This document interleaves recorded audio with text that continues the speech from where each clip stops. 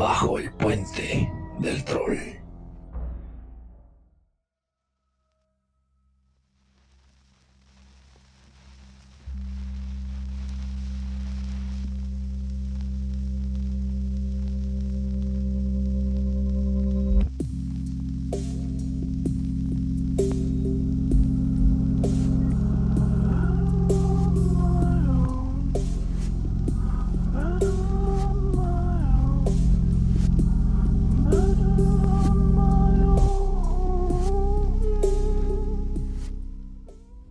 En el episodio anterior tratamos la importancia de la recolección de cabezas, pero realmente no dijimos nada de la parte siguiente de este proceso, que era la inspección de cabezas.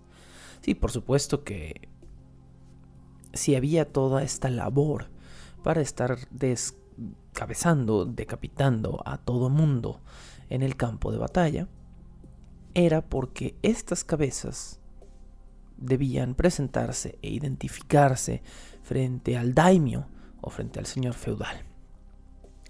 Esto era parte de una ceremonia ritual, por supuesto.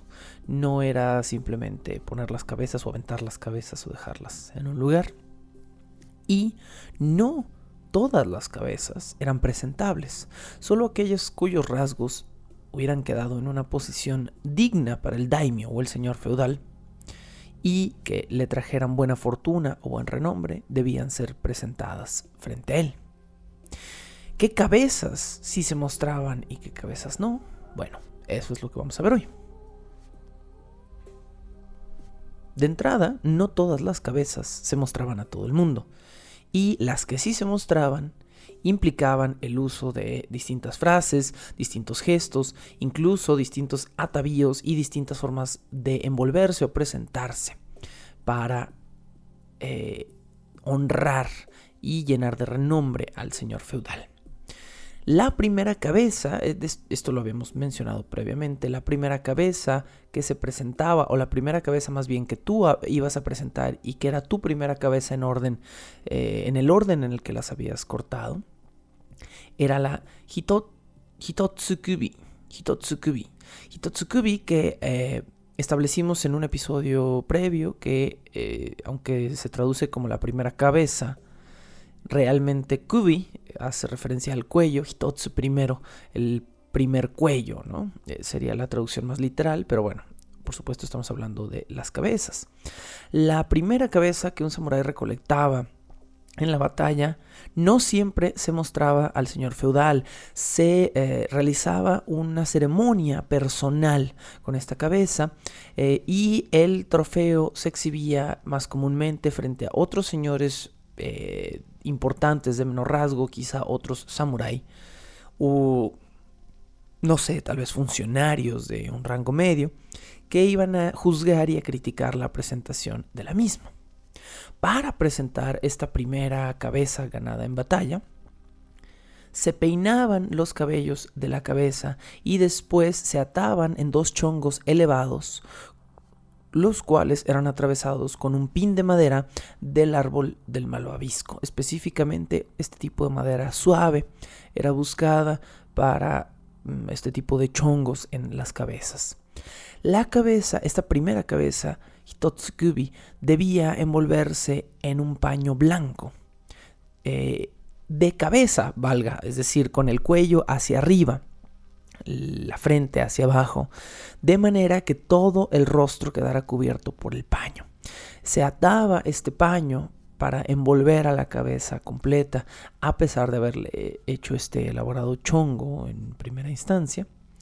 Y además, si el muerto era un arquero, o sea, si el muerto era un soldado, un samurái, que fuera un soldado de pie o que hubiera muerto específicamente peleando a lo mejor con espada, esto no se indicaba, pero si el muerto era un arquero o su profesión era la arquería, la cabeza dentro del paño se presentaba con un arco puesto frente a la cabeza.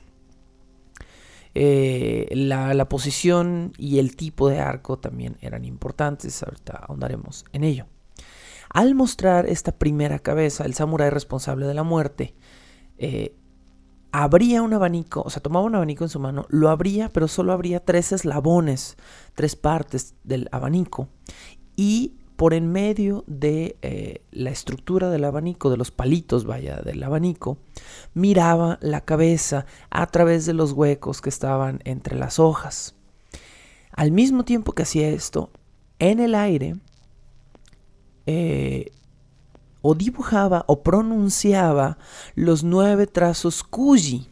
Los 9 trazos Kuji podían ser una frase de 9 sílabas, o en ocasiones también se hace alusión a que hacían un signo de 9 trazos con los dedos. Pero en este caso vamos a hablar del trazo Kuji como la función silábica, la función fonética que tiene. A pesar de que se llaman trazos Kuji, se pueden pronunciar también. Entonces, estos 9 trazos Kuji, también llamados los 9 cortes, eran una frase de 9 sílabas en japonés al parecer, o 9 fonemas, también podemos verlos de esta manera porque pues, el japonés funciona por un alfabeto fonético. Inmediatamente después de pronunciada esta frase, se pronunciaba otra frase mágica, de magia ninja, básicamente, que se repetía 3 veces. Les debo una gran disculpa aquí, no tengo la fonética de los 9 trazos Kuji. Me hubiera gustado muchísimo poder pronunciarles aquí, a lo mejor con mi japonés mocho, esta frase. Pero lo que sí tengo es la frase mágica que se repetía después 3 veces.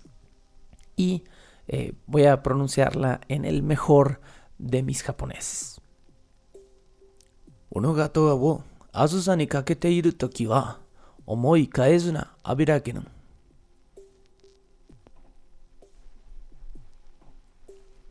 3 veces se repetía esta frase, que se puede traducir como: cuando llamas al espíritu de un muerto, no pienses en sus fallos. Abirake no.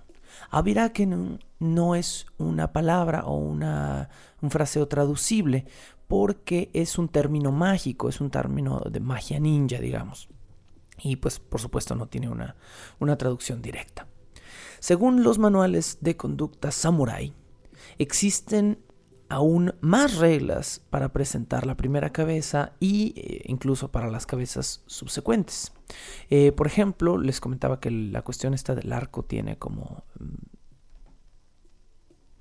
más matices, siendo el más importante de estos matices el que el arco se tenía que presentar frente a la cabeza con la cuerda hacia el señor feudal o hacia los nobles que presenciaran el acto. Esta era una de las formalidades.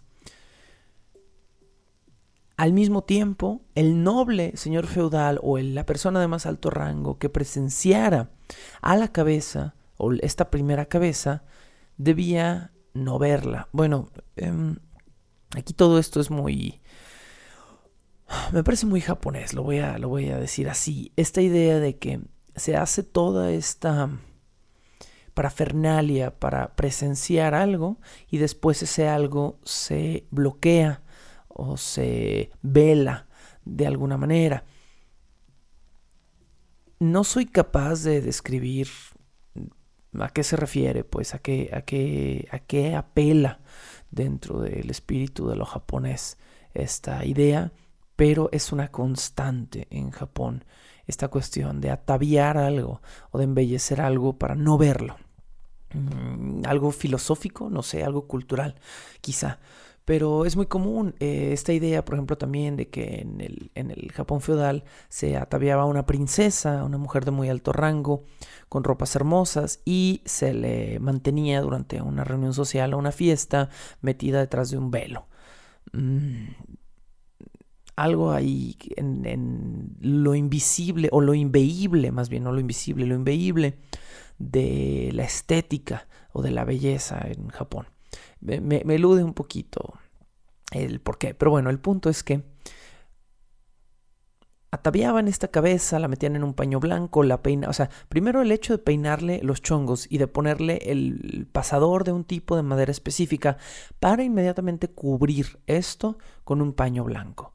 Y luego cubrir el paño blanco, tapar, o sea, el samurái no podía ver la cabeza dentro del paño blanco más que a través de los huequitos de su abanico.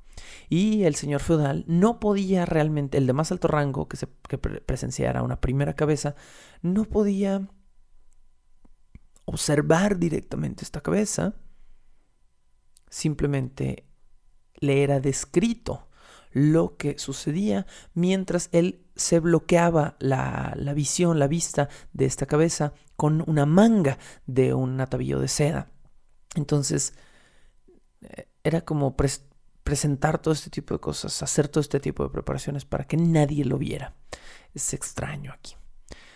Al mismo tiempo, bueno, se quemaba incienso y esta relación del incienso con la muerte está vinculada a la idea de que en Japón se cree que el olor del incienso, el olor de estas especies quemadas, acuerda o va bien, va de la mano con el olor de la muerte, lo complementa de alguna manera. Así las cosas en Japón. Las esposas o las sirvientes de los samurái también dedicaban mucho tiempo a decorar estas cabezas. Ojo, no estamos diciendo que todas las cabezas se velaran o se bloquearan. Algunas sí eran vistas. Estamos hablando ahorita todavía del decoro de la primera cabeza. Y estas primeras cabezas, así como las subsecuentes, se decoraban con mucho maquillaje y se les procuraba dar un peinado presentable. También en muchos casos se les pintaba los dientes de negro. Esta costumbre no es única de esta práctica. Pintar los dientes de negro se realizaba en años posteriores, en épocas posteriores, en Japón con mujeres casadas. Las mujeres casadas, a manera de signo, en vez de usar un anillo de matrimonio para decir estoy tomada o le pertenezco, entre comillas, a alguien, hablando pues a lo mejor del machismo ceremonioso de la época, en vez de usar este anillo, se teñían con una pasta los dientes de negro y los utilizaban así en público. Visión que era muy peculiar hasta años de apertura de Japón, hasta digamos años de posguerra. Esta costumbre se mantuvo y todavía era común o es común ver en fotografías mujeres muy bellas en kimono con los dientes totalmente ennegrecidos, sonriendo. Y es una visión ligeramente extraña. Esto se hacía de nuevo como signo para dar a entender que estaban tomadas o cansadas estas mujeres. Pero con el tiempo se fue convirtiendo en Japón en un signo de belleza. Cosa aparte, bueno, esto también se hacía entonces con las cabezas decapitadas. Honestamente ignoro por completo y no encontré ninguna referencia a que hubiera una correlación entre los dientes pintados de negro de las cabezas decapitadas y los de las mujeres casadas. Pero ahí está para que también ustedes lo busquen, no sé, o por si alguien encuentra algo que me lo haga saber. Para finalizar el proceso de preparación de estas cabezas, también se les perfumaba el cabello y si habían quedado muy destrozadas o si el rostro tenía cicatrices previas de batallas anteriores, se maquillaba la cabeza con una capa gruesa de polvo de arroz a manera de base de maquillaje. Esta era pues la preparación principal para la primera cabeza del lote de cabezas decapitadas que un samurái presentaba y por supuesto también aplicaba a cabezas subsecuentes. Muchas de estas preparaciones, no todas. El hecho de cubrir la cabeza con un paño y de presentarla de cabeza con el doble chongo y el pasador parece ser exclusivo de la primera cabeza, pero es un hecho que todas las cabezas que se presentaban se maquillaban o se mejoraban de alguna manera para hacerlas presentables. ¿Por qué? Porque se creía que las cabezas eran signos de buen o mal agüero. Y en un momento vamos a ver cómo se leía este destino.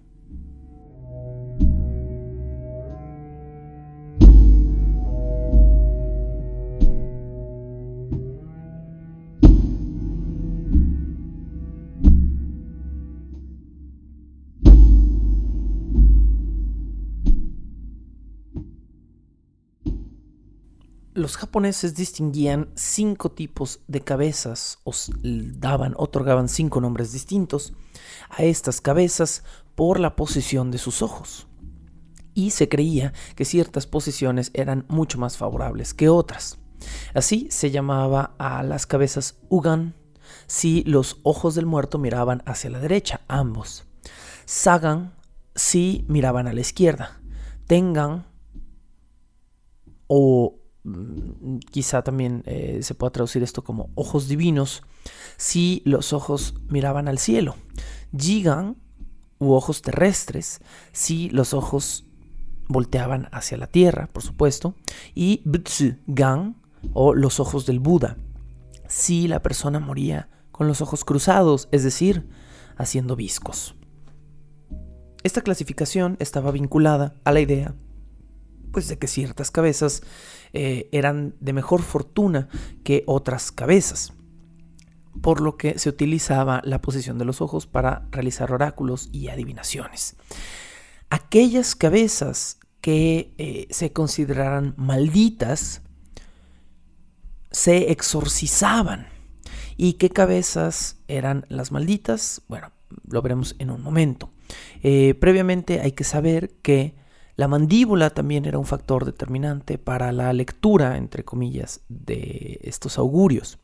Si la mandíbula era prominente en la cabeza o había quedado rota o zafada de alguna manera, que quedara por enfrente del labio superior, se consideraba un rasgo de muy buena fortuna para la persona que había decapitado a esa persona y para su señor feudal. Si por el contrario la mandíbula estaba hundida en el rostro y los dientes superiores parecían un poco más salidos, se consideraba un signo de mal agüero. Y en una concordancia perfecta de la mandíbula con la línea superior del cráneo, es decir, con la línea de los dientes, si ambas hileras de dientes estaban perfectamente parejas, se creía que los dioses de la guerra estaban en una actitud imparcial o que realmente no se inclinaban pues hacia ninguno de los guerreros. En torno a todo esto habría más ceremonia, habría cánticos de monjes, excepto que fuera una cabeza maldita. Y ya decíamos, que íbamos a expandir en este respecto. Se consideraba que una cabeza estaba maldita cuando quedaba con la siguiente expresión. Tenía que quedar con los ojos bien abiertos, pelones, los dientes expuestos en una sonrisa burlona y las patillas completamente despeinadas o levantadas. Básicamente es una expresión de locura hasta cierto punto, los ojos muy abiertos, la sonrisa exagerada, las patillas levantadas, despeinadas. Y así se presenta precisamente en el libro de la investigación. Obviamente no es una cabeza cercenada real, es una fotografía de alguien que claramente estaba posando en esa posición y es muy graciosa, por cierto, la fotografía. Y este tipo de cabezas malditas, no se celebraban de ninguna manera y jamás se mostraban como parte del botín. De hecho, para poder ser enterradas o para deshacerse de ellas, tenían que ser exorcizadas antes. El resto de las cabezas buenas, vamos a llamarlas así, no se enterraban, se devolvían, pero las cabezas malvadas se enterraban de una manera específica. Se les dibujaba en la frente un ideograma. Haciendo un poco de investigación y con un poco de ayuda, por cierto, me entero de que este ideograma es el ideograma de persona joven. No encontré ninguna justificación de por qué.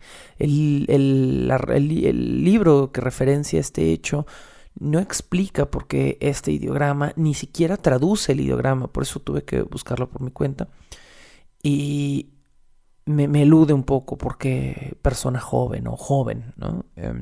Pero bueno, se dibuja en la frente de la cabeza maldita este ideograma.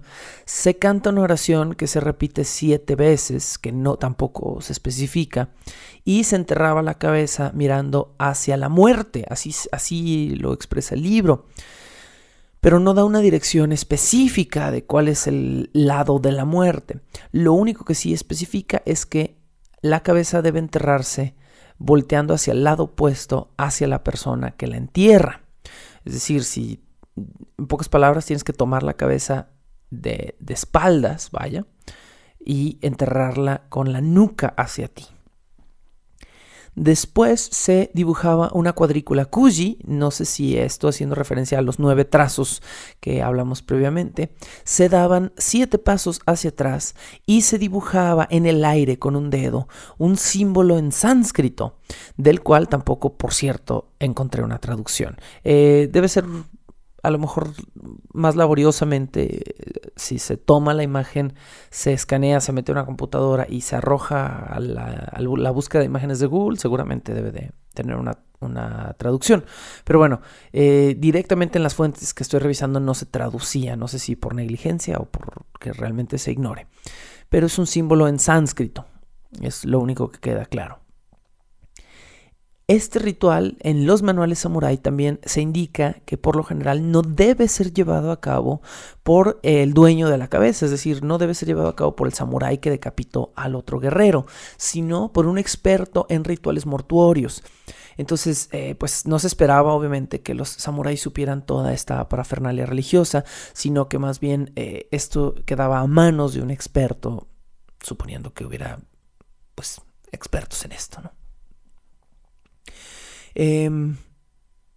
Una vez que todas las cabezas se presentaban de manera formal en sociedad, se clavaban en vigas de madera sobre un tablón para que otras personas de menor rango, otros curiosos, otros interesados, otras personas que estuvieran allegados al señor feudal, al daimyo, pudieran ver estas cabezas.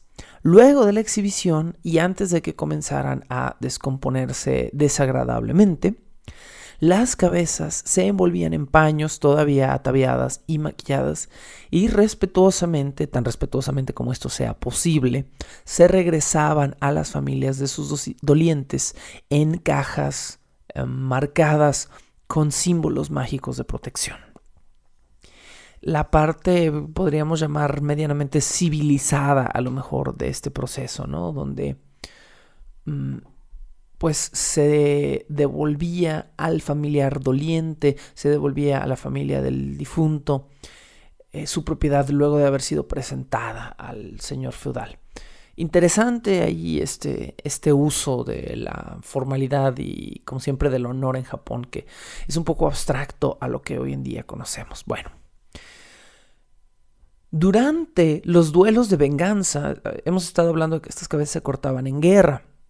Durante los duelos de venganza, mencionamos un poco en episodios previos sobre este tipo de duelos, es decir, duelos o ataques que se realizaban contra samurái o guerreros que hubieran causado una afrenta personal a una familia en particular. En estos duelos de venganza, la cabeza del guerrero vencido también, por lo general, era tomada para comprobar que se había hecho justicia. ¿Por qué? Porque ya lo dijimos previamente, este tipo de asesinatos por venganza familiar eran aceptados, eran condonados por el Estado y se tenía que presentar una evidencia de que la persona había cobrado ya esa venganza y de que el balance de alguna manera estaba restablecido. Entonces, estos duelos también tenían una decapitación sangrienta y hablaremos hoy un poco más adelante de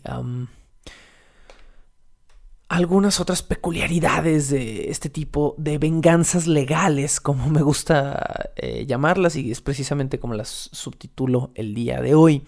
Hablaremos más sobre venganzas legales, pero antes un pequeño paréntesis, un pequeño intermedio para hablar un poco del aspecto supersticioso de todo este ritual. Como hemos visto hasta el momento, parece ser una constante la superstición en Japón.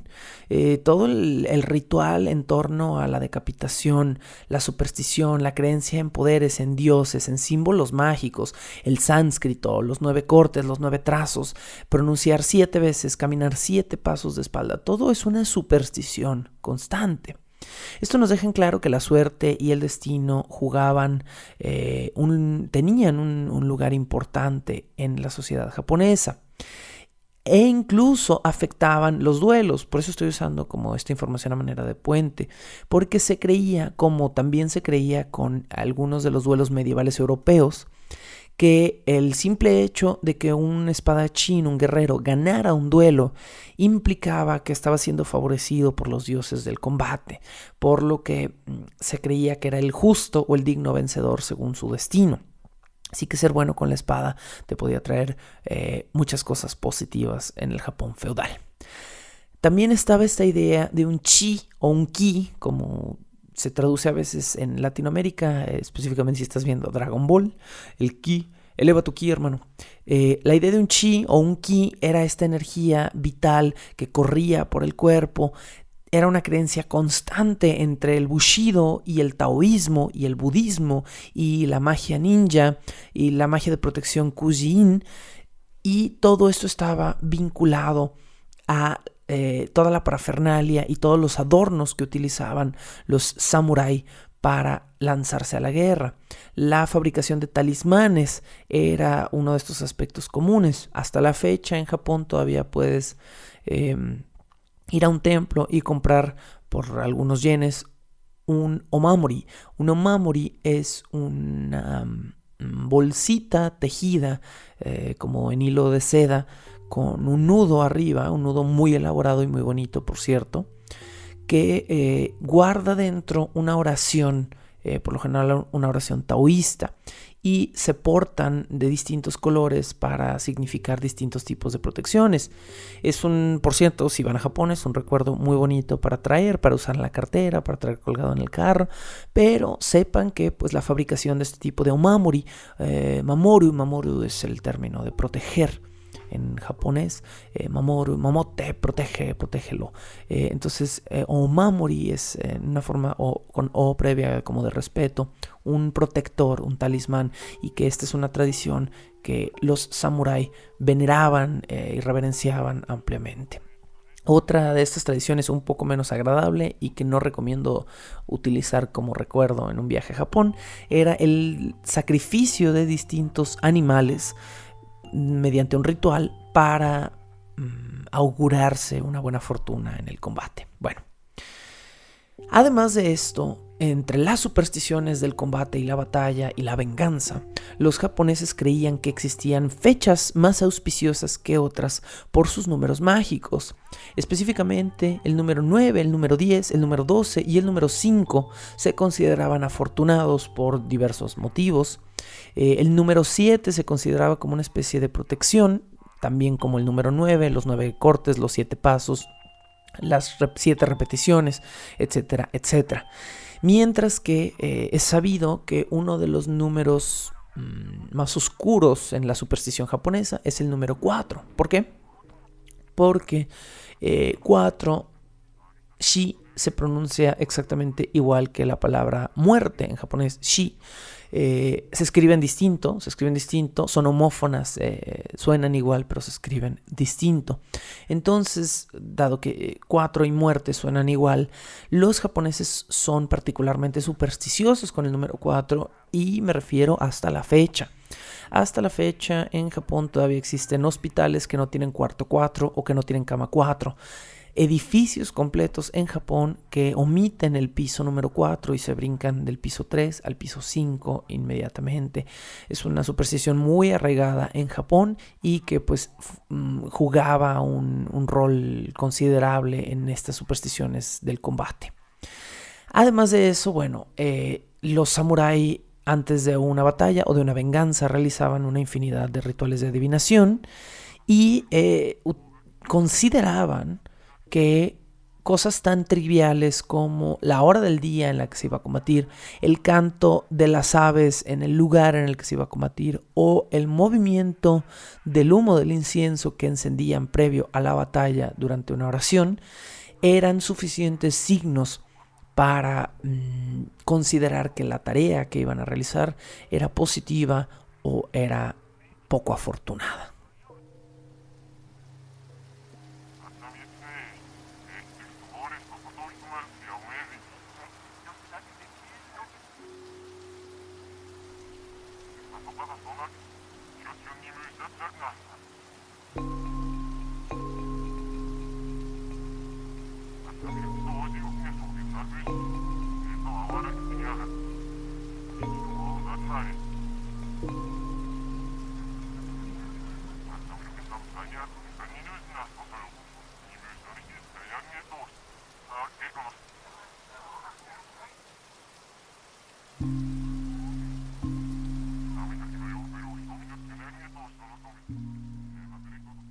Una ocasión en la que los samuráis siempre buscaban la buena fortuna, el buen agüero, era en situaciones de venganza personal.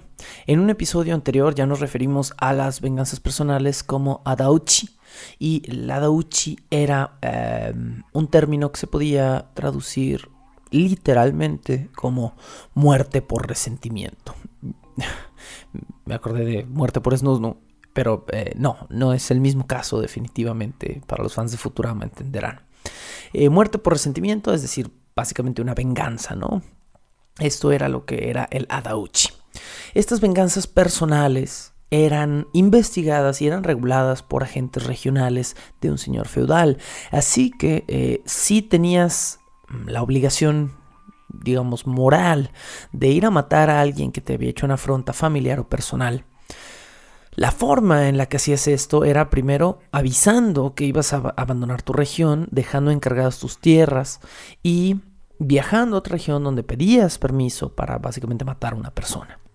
Esta era la forma de hacerlo. Pero la fortuna y muchísimo más la estrategia jugaban un rol importantísimo en el resultado de estas venganzas.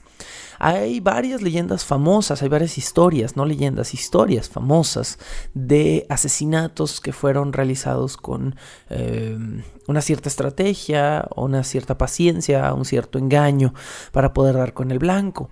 Aquí les platico uno de estos casos.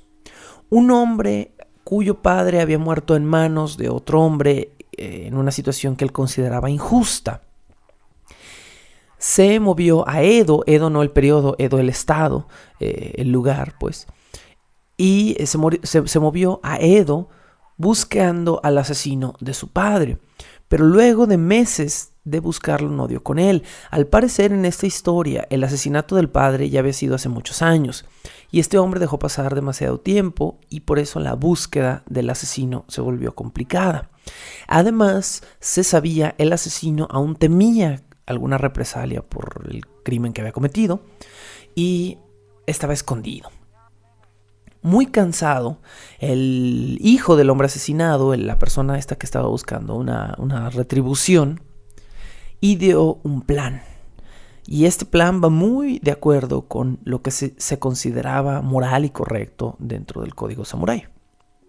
Decidió escribir 3 cartas a su familia diciéndoles lo siguiente: aunque he buscado por años, no he logrado honrar la memoria de mi padre matando a su asesino, por lo que estoy amargamente decepcionado.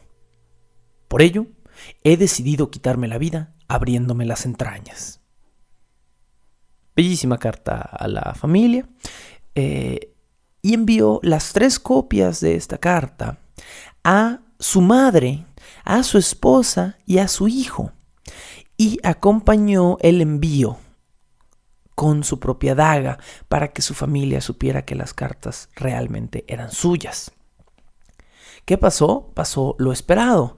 La esposa, la madre y el hijo de este hombre lloraron amargamente su muerte porque estaban convencidos de que se había suicidado y le guardaron un luto tan serio y por tanto tiempo que la noticia de su muerte se hizo conocida en toda la región y la noticia finalmente llegó a Edo.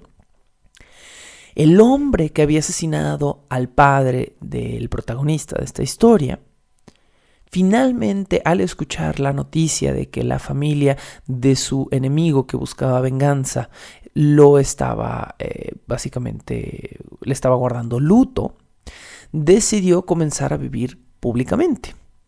Y no dudó un solo segundo de que las noticias de la muerte de su enemigo, pues, eran verdad. ¿Cómo un hombre iba a ser tan cruel para decirle a su madre y a su esposa y a su hijo que se había suicidado y iba a desaparecer durante meses, dejándolos pensar que estaba muerto? Así que el asesino comenzó a vivir nuevamente pensando que ya no corría el riesgo de una venganza.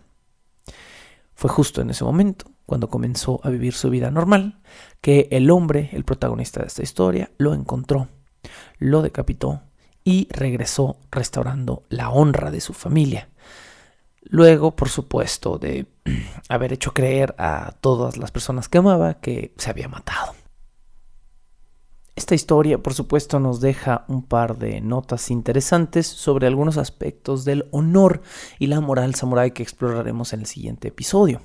La primera de estas cuestiones es el sentido de venganza como una causa noble y el hecho de preferir un sufrimiento familiar a una deshonra familiar, cosas que probablemente hoy en día nos eluden.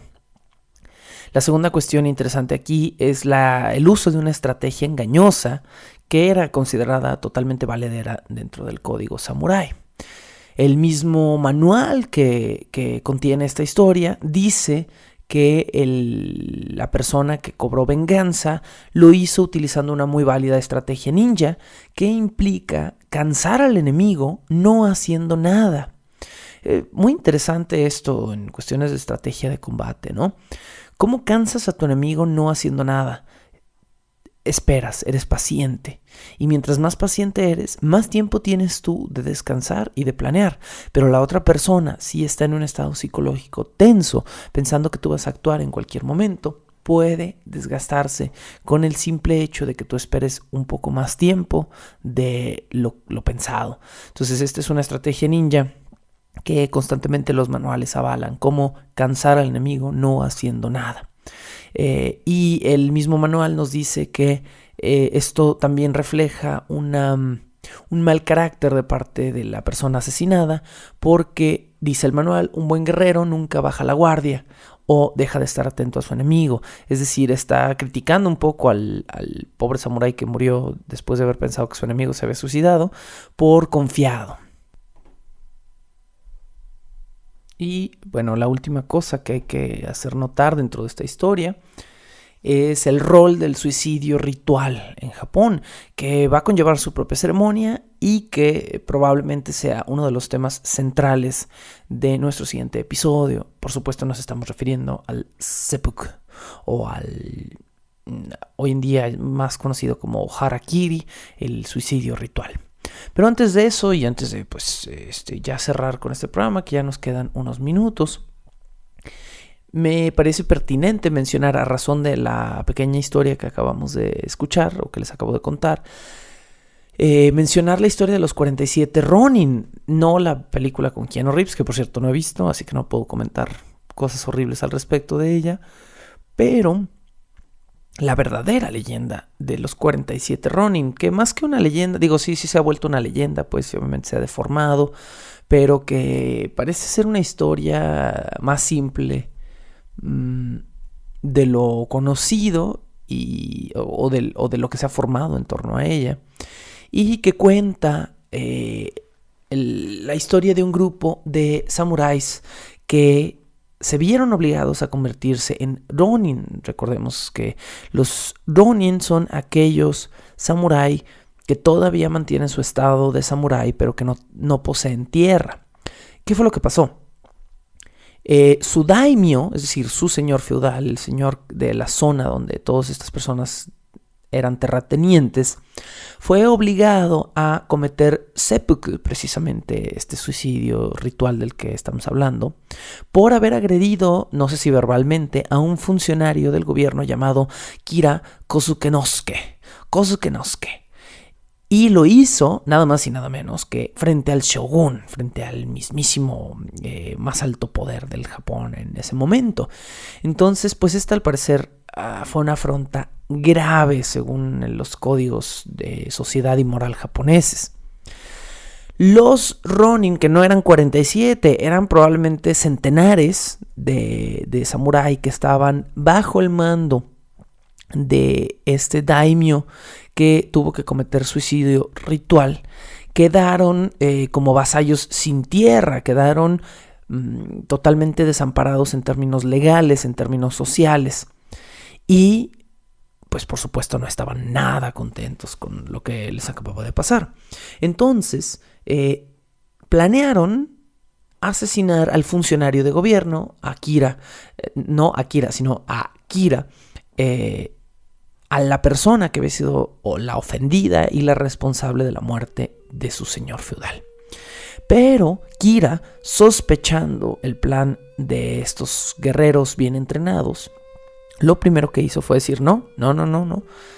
Acabo de dejar sin chamba a miles de asesinos y me voy a ir a esconder en un castillo, voy a contratar guardias, voy a contratar shinobi, voy a encerrarme en una fortaleza y no me entero de nada. Para que Kira bajara la guardia, este grupo de Ronin empleó precisamente la técnica ninja que mencionábamos hace un momento, cansar sin hacer nada. Básicamente fueron muy pacientes y decidieron que durante 1 año y medio no iban a atacar a Kira para que eventualmente, como cualquier enemigo débil, bajara la guardia.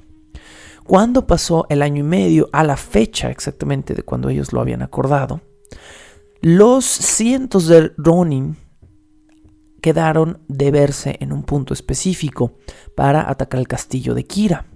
Pero había pasado tanto tiempo y había tantos guerreros que habían buscado otros trabajos u otras oportunidades que del clan del daimyo suicidado solo acudieron 47 guerreros, y de allí pues el título de esta leyenda, la leyenda de los 47 Ronin.